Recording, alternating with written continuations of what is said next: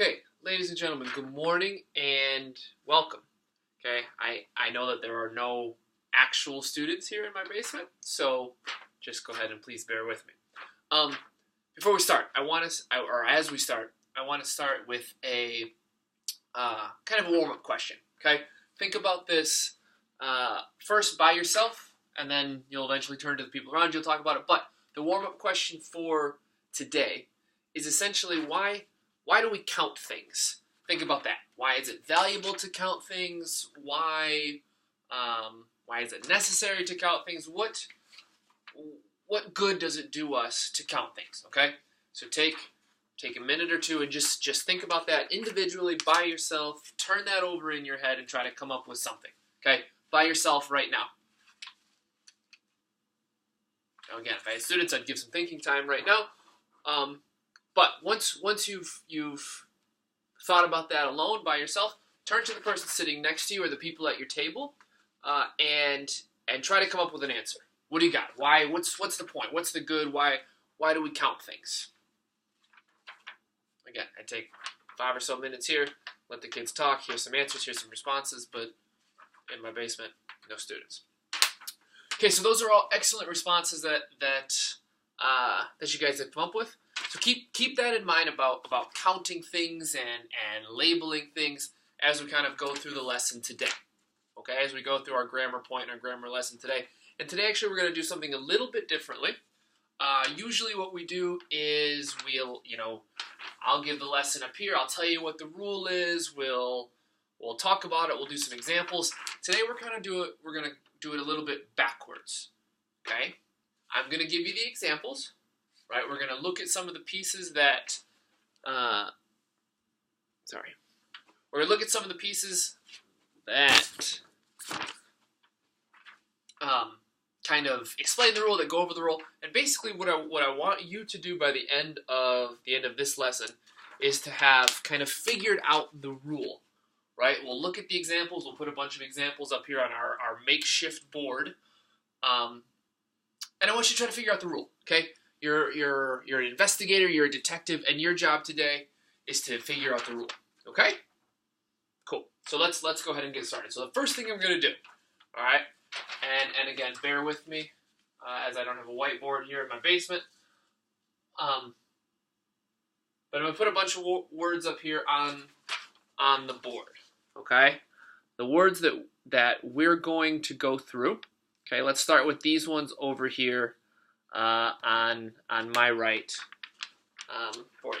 Okay, so let's take a look at these words and let's try to figure out what these words have in common. Okay, so the first one is a book. A book. The second one, the table. An apple. The shirt.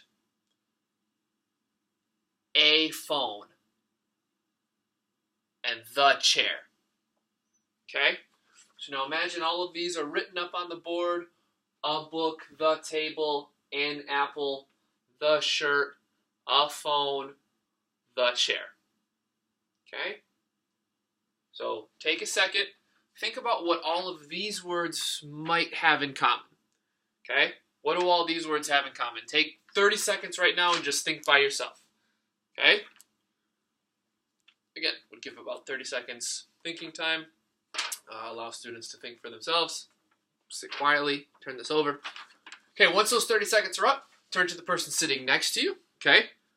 Turn to your table and talk about it. What did you come up with? What do you think that these words have in common? At this point, guys, no wrong answers. Okay? Every single table needs to be talking. I should hear words. I should hear conversation at every single one of your tables. Okay? And again, at this point, give them a couple minutes to talk.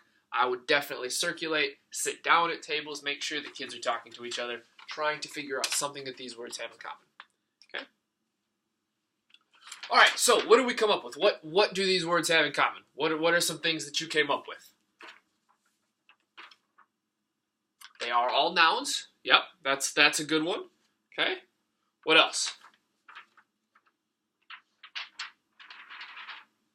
They are all singular, right? A book, table, and apple.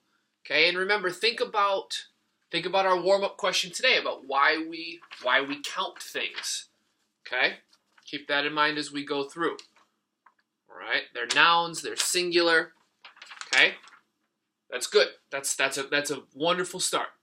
Okay, now keep those 2 points in mind as we go through this next set of words. These next set of words, okay, I'm going to give you a little hint, are different than the first set of words. Okay, they're different.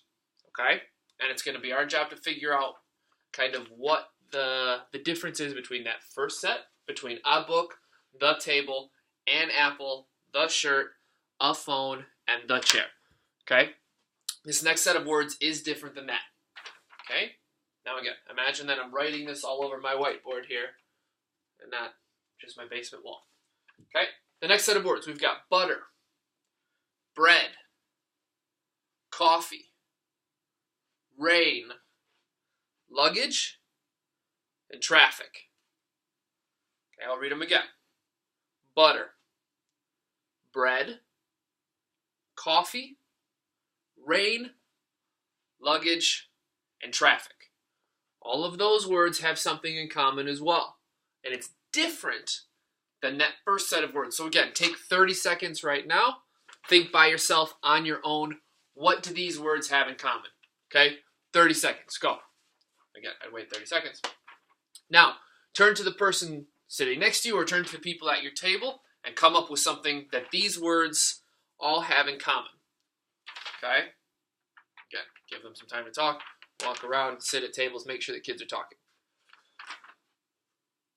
Good. So, what did you come up with? What are some of the things that you noticed that you see that these words have in common?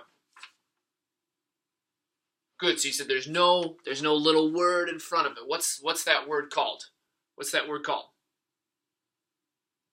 Good. It's called an article, right? So I'm glad you picked up on that. Okay. That first set of words, okay, has to have either the definite article, the, right, or the indefinite article, the right? And do we remember kind of what the difference between the and a definite article, and an indefinite article is? Good, right? A definite article is a definite thing, right? I'm talking about the pen that's in my hand. I'm talking about this particular, Bic round stick grayish pen, right? Can you pass me the pen in your hand, right? Now I've got 2 pens in my hand. You might say, can you hand me a pen? Either pen will work, right? Either pen will work. A pen, you either want, either pen, or you want the yellow pen. You want this particular pen for whatever reason. Okay, good thing I'm bringing that up. Thank you. Awesome. Is there anything else that we can kind of deduce about this group of nouns, right? The butter, the bread, the coffee, the rain, the luggage, and the traffic, versus that first set: a book, the table, an apple, the shirt, a phone, the chair. When you use them in a sentence, let's try it in a sentence, okay? Imagine you wanted to maybe get more than one, right? Maybe you wanted like 2 loaves of bread and 2 apples, right? Somebody just put that in a sentence for me. Just say a sentence using 2 loaves of bread and 2 apples. Good, right? I want 2 loaves of bread and I want 2 apples. That works. Now, here's the question. Can you say, I want 2 breads? If I came to you and I said, I want 2 breads, what are you going to give me? What are you going to say back to me? What's if I tell a waiter or a waitress, ma'am, sir, I'd like 2 breads, what are they going to say? They're going to look at me kind of funny, right? They're going to look at me kind of weird. But if I say I'd like, if I go to a restaurant and I order 2 apples, is that cool? Are they going to understand what I mean? Yeah, probably. So, any guesses today? That's not gonna say. Any guesses today about kind of what we're looking at in terms of these 2 sets of words?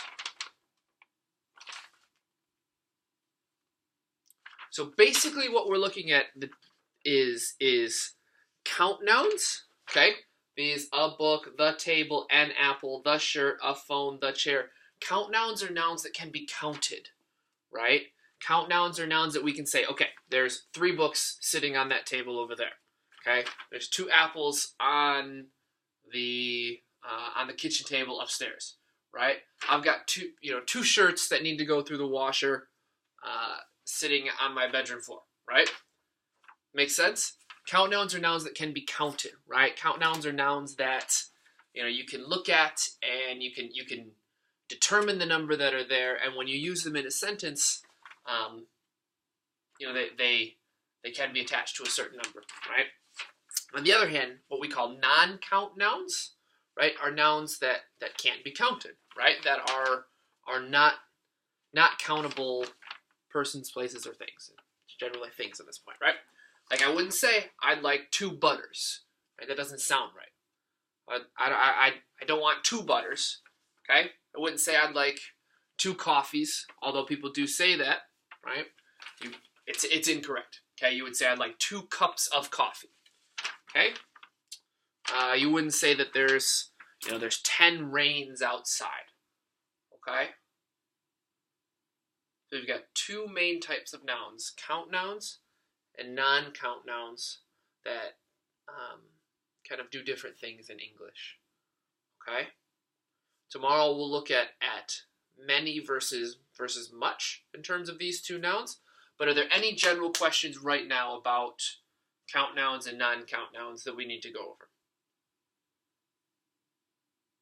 Okay, thank you very much.